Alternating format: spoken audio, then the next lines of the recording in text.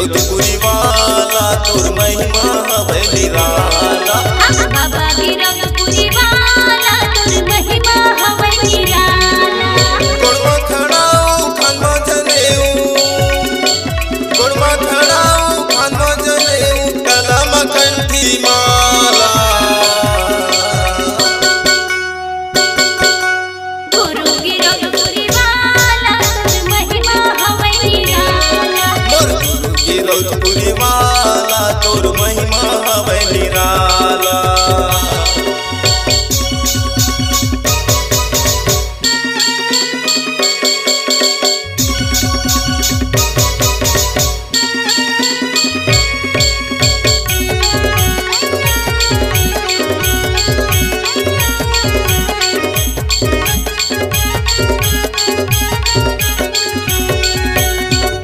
अचंबा गिरौदपुरी माँ बालकपन माँ भारी, भोला देखे बरे मोर बाबा जुरे रहे नर नारी।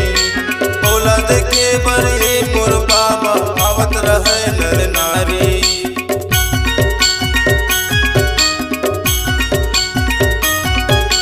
बड़ अचंबा गिरौदपुरी माँ बालकपन माँ भारी, भोला देखे बरे मोर बाबा जुरे रहे नर नारी। भोला देखे बरे मोर बाबा आवत रहे नर नारी।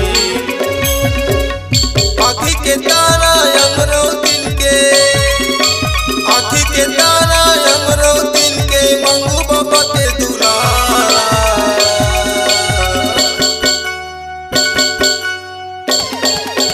बाबा गिरौदपुरी वाला तोर महिमा हवे निराला।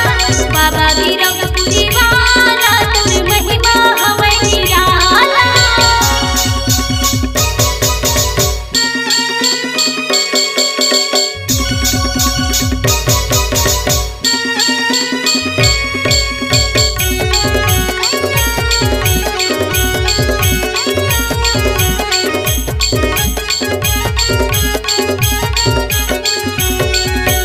सादा के झंडा हथोर बाबा हवे सत के निशानी। कहे हवे गुरु हतो मीठ मीठे अमृत वाणी। कहे हवे गुरु हतो मीठ मीठे अमृत वाणी।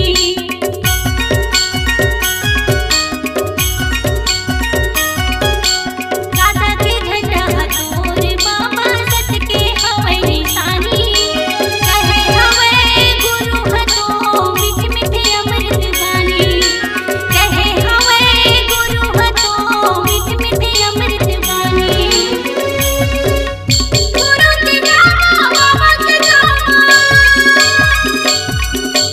गुरु के गावा बाबा के गावा, बहुत ज्ञान की गंगा।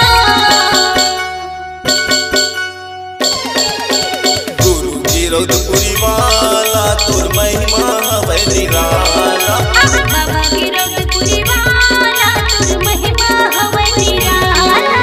गोड़मा खड़ाऊ खानमा जनेऊ, गोड़मा खड़ाऊ खानमा जनेऊ, कलम कंठी माला। बाबा गिरौदपुरी वाला तोर महिमा हवे निराला।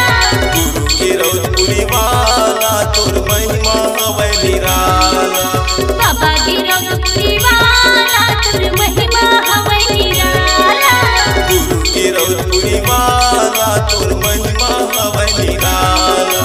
बाबा गिरौदपुरी वाला तोर महिमा हवे निराला।